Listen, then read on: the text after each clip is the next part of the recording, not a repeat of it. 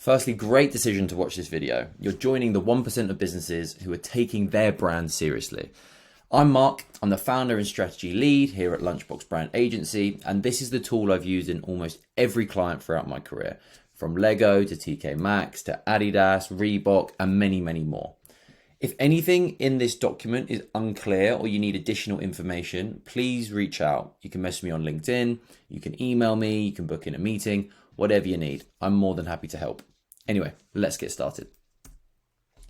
So gone are the days of strict brand guidelines and rigid implementations. The really stiff living in the world, the way that your brand exists was super confined. It was kind of only have it 2 inches to the right, only ever use this color palette in this setting, don't you dare change the assets in any way. But that's just not the way the world works anymore. It's a lot more flexible and a lot more fluid. And extraordinary brands are recognizing this, and they're using their assets to tell stories, connect with and shape culture, and live their purpose. So if you see here, McDonald's, they've really driven that golden arch idea. So in this communication, they haven't even mentioned that it's McDonald's, but because of the repeated use of the golden arches and its drive to iconicity, they don't need to anymore. And this kind of communication is becoming a lot more powerful than the in-your-face rigidity of days gone by. And branding and brand expression in general has just begun to change so much in such a short period of time. And the world has too. This is to do with technology, obviously the invention of AI and the use of AI, even just the way we live our lives. We're so much fluid, so much more flexible, and there's so many different ways in which people are existing. So 2 key factors are this. Number 1, people are expecting brands to play deeper roles in the world, moving beyond just simply goods or products and actually having a voice and a point of view. So this has become even more apparent through things like COVID, through all these wars and injustices that we're seeing. People want brands to be able to talk about it. So if you look here, Ben & Jerry's and BLM and their response, they've always been a purpose-driven brand, and that's also why they have such great equity with their customers. They take that strong social and environmental stance. Number 2, Balenciaga. So this is a really great example of how showing up in new ways. Like people have changed how they shop and interact with brands due to the merging of physical and digital worlds. It's no longer one or the other. There needs to be seamless transition throughout. You've probably heard the idea of omni-channel about 1,000 million times, but that's exactly that. It's just the way the world is these days. If you look at the partnership itself, Balenciaga and Fortnite partnering up in a game. That's outrageous. You would never have heard of that 10 years ago, even 5 years ago. A luxury fashion house partnering with a game for teenagers. Unheard of. And this new world means a new approach. And luckily, Lunchbox has got just the answer. So this is the Lunchbox Brand Asset Evaluator. The really great thing about this framework is it allows us to take a strategic approach into brand design. And there's only 2 factors you really need to consider. Firstly, relevance, and secondly, difference. So when it comes to relevance, are your brand assets relevant to the product category and to your customers? Are they doing you a good job? Are they actually playing a role? And do customers recognize them? And are they different? So are they changed and distinctly different from your direct competitors, again to your category? And do they help create that standout? And we look at these 4 quadrants on the right, and I'll explain what each one means in more detail on the following slides. But this is the basis of this framework. Are your brand assets relevant, and are they different? So in the top right-hand corner, we look at the Liberate column. So assets that live in this are highly relevant and highly different, and they either are currently or they have the potential to be iconic.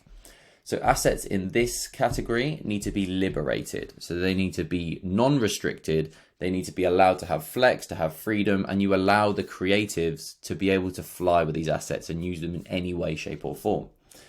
So these will be the foundations that you build your communications and your brand story from. So some examples, again, the McDonald's Golden Arches was a perfect example of this, but also Lacrosse and their crocodile logo.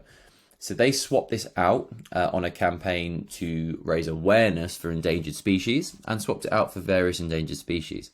You still knew it was Lacoste because it's iconic, because that crocodile obviously has so much equity built up over the years. And it's even had more impact as a result of swapping it out. Another great example as well, whilst I'm on the topic, is Skittles. And they actually took all the colour off their packaging. And again, such an impactful execution and such an impactful activation. In the top left-hand column, you have Innovate. So these are assets that are highly relevant, but they're not particularly different. So these could be assets that fit in with certain category conventions and just because everyone else is doing it, or they help customers actually navigate the product. So these are typically more conventional in their nature, and they're usually deployed to help customers find out what they're looking for and recognize what category your product sits in. So they're very hard-working assets, but they often lack originality. They're never going to win you awards. They're never going to make customers gasp and come running back, but they are incredibly important. Assets in this category, we do need some in here, but you can also take a few examples and look at how we can innovate them to actually create cut through in the category and use them as an opportunity to stand out. So for instance, if we look at the bottom left-hand corner, you see the milk always coming in cartons and this packaging just becoming the norm and just the way it is, built up over the years. There's no rhyme or reason for it. It's just the way it's happened. This also looks at the coloured blue in the decaf coffee category. So for some reason, that's become the convention. And this obviously changes by market and by region, but you can often see this convention coming out. And in that image in the bottom left, in the top right, you see Grind. And obviously they keep their iconic pink packaging and just write decaf on that. Again, they use it as an option to stand out amongst the kind of sea of blue that you saw at shelf. The Rethink category, so these are assets that are not relevant or different, and they actually take up really valuable mental and physical space without offering a particular benefit. So when you're looking at that Rethink category, they can be quite trendy or reactionary assets that were once relevant and no longer are. They can be assets that don't have any product or brand navigation use, and they've just kind of been brought along for the journey and they don't actually bring value. And assets here need to be reviewed and potentially removed because they're just not doing anything for your brand. So if we look in the bottom left-hand corner, we saw this sans serif phenomenon that happened with all the luxury fashion houses. So the likes of Balenciaga, Burberry, Berluti, Balmain, they all started to look the same, and it was just the way it was. They've now become reversed, and that trend is no longer a trend. So therefore, they're starting to revert. A great example is the way Burberry has bounced back off the back of that. Then you can look at like the waves on toothpaste packaging. There's no rhyme or reason for it, but every single bit of packaging appears to have this. It doesn't help you navigate the product. It doesn't help you navigate the category, and it's just not particularly useful. So there's a good chance to take this out because they're just taking up space mentally and physically on your packaging. And in the bottom right-hand corner, we have the Evolve assets. So these are assets that are highly different and they're not particularly seen in the category, but they're not relevant. So these can be outdated and they can be inappropriate, and they might have just been a legacy of a changing world, market and customer contexts. So assets in this category are super dangerous because they can actually be reverse equities for your brand, and they're actually doing more harm than good. And they often played a big role for you in the past, but they're just not useful anymore. And they need to be rethought or retired. So the big opportunity here is to evolve and update these assets and make them more relevant for the modern and future world. So in the bottom left, you can see Uncle Ben's and how they dropped the uncle to now just be Ben's Original due to the racial connotations that had and just a legacy of that. Victoria's Secret Angels as well, like that was relevant once in a while and it was super different because of the way society was.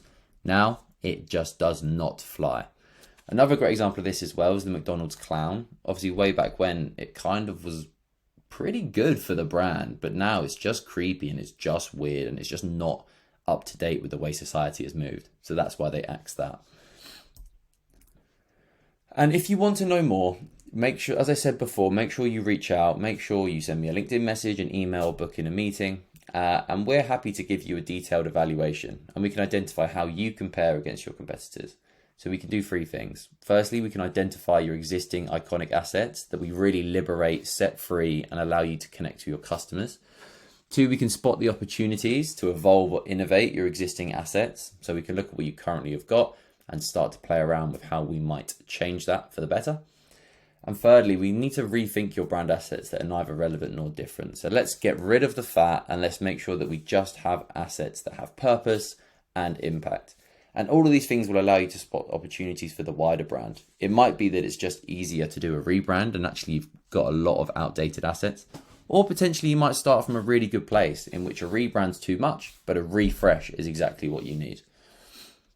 and make sure you get in touch. Let's chat. You won't regret it. If not, please use this tool, and it's a fantastic tool when used correctly. So make sure you follow the process through and begin to identify how you can evolve your brand, grow your business, and join the 1%.